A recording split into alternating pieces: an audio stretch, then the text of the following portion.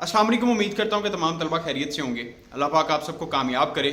जितने भी students paper दे रहे हैं, पंजाब यूनिवर्सिटी के स्टूडेंट्स और बाकी स्टूडेंट्स जो अपने पेपर्स का वेट कर रहे हैं, अल्लाह ताला सबके लिए आसानियाँ पैदा फरमाए। आमीन ज़रूर कह दिया करें ताकि अल्लाह ताला आपको भी कामयाब कर दे और आपके दूसरे साथियों को भी कामयाब कर दे।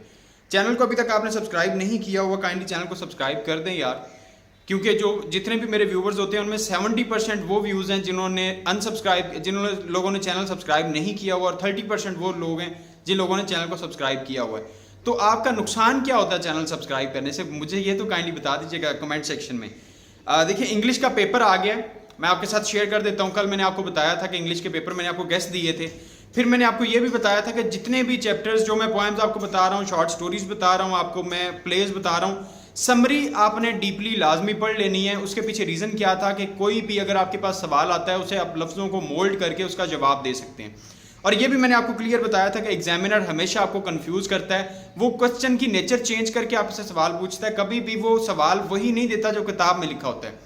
और सवाल भी ये होते हैं, करंट वाली बुक में और लिखे होते हैं, डोगर यूनिक वालों में और होते हैं, डोगर पब्लिशर्स वालों में और होते हैं, सवाल चेंज किए होते हैं। ठीक है, समरी जब आपने पढ़ी होगी तो वहां पे आपको आइडिया हो जाएगा। सवाल आया, मैं आपके साथ शेयर कर देता हूं। देखिए, आज का पेपर जो है इसमें जो फर्स्ट स्टैंजा आया हुआ है, अपो life this if full of care we have no time to stand and stare. मैंने आपको बोला था लयर poem is the most important poem.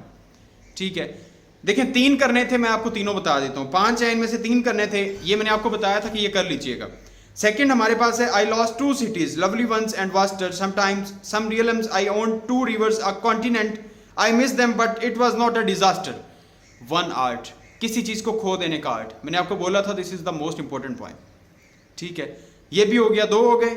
उसके बाद हमारे पास तीसरा I rode out yesterday early in the morning and called on all my debtors and not a single one of them paid up the beer। आपका जो play है उसमें से स्टैंजा आया हुआ है, आपके तीनों कंप्लीट हो गए। उसके बाद हम आ जाते हैं क्वेश्चंस पे। Attempt any 2 of the following questions.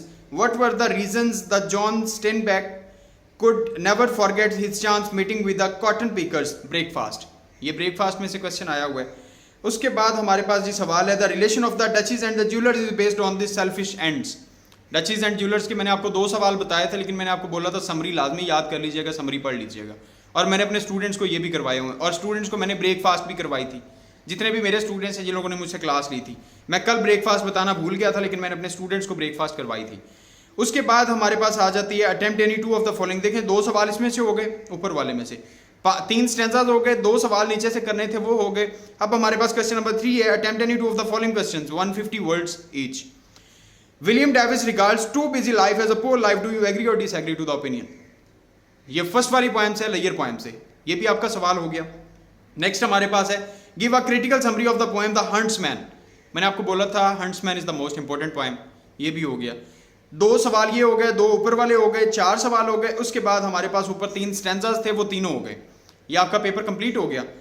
उसके बाद नेक्स्ट हमारे पास ये क्वेश्चन है सेक्शन बी में से, read the following passage carefully and answer the questions give at the end.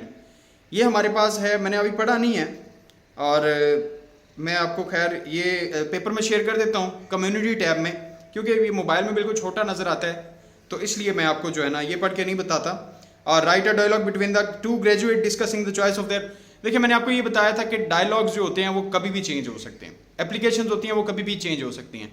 और मैंने उर्दू टू इंग्लिश ट्रांसलेशन बोला था कि आप ग्रामर कर लें, उर्दू टू इंग्लिश ट्रांसलेशन कर लीजिएगा। मैंने आपको गेस्ट पेपर्स जो दिए थे, गेस्ट पेपर्स वाला मैंने आपको पोर्शन करके दिखा दिया है और बता दिया है कि कौन कौन से सवाल मैंने आपको बताए थे, कौन कौन सी पॉइंट्स मैंने आपको बताई थी। वो सारा जितना भी आपका आई थिंक 50 नंबर का वो पेपर होता है, 60 नंबर का वो पेपर होता है। तो 60 नंबर का आपका जो पेपर है वो मैंने आपको बता दिया है कि 60 नंबर का पेपर आपका जो मैंने बताया था उसी में से आया हुआ है। और ये मैंने आपको दोनों जो आपके पोर्शन होते हैं, एक प्रेसी वाला होता है और एक Urdu to English translation dialogue वाला होता है, वो मैंने आपको बता दिया था कि आप प्रेसी इस तरह से करेंगे और आप उर्दू टू इंग्लिश ट्रांसलेशन इस तरह से करेंगे। अल्लाह ताला सबका आमीन। सिर्फ पार्ट 2 वाले स्टूडेंट्स के लिए भी दुआ है कि उनका भी अच्छा पेपर हो जाए, आसान पेपर आए। अल्लाह ताला सबका आमीन। सिर्फ दुआ में याद रखिएगा, चैनल को सब्सक्राइब कर लीजिएगा, फिर भी अगर अच्छा लगे तो, और ना भी लगे तो कर लीजिएगा, इसमें कोई फ़ायदा ही होगा, नुकसान तो नहीं हो सकता इंशाल्लाह। अल्लाह हाफिज़।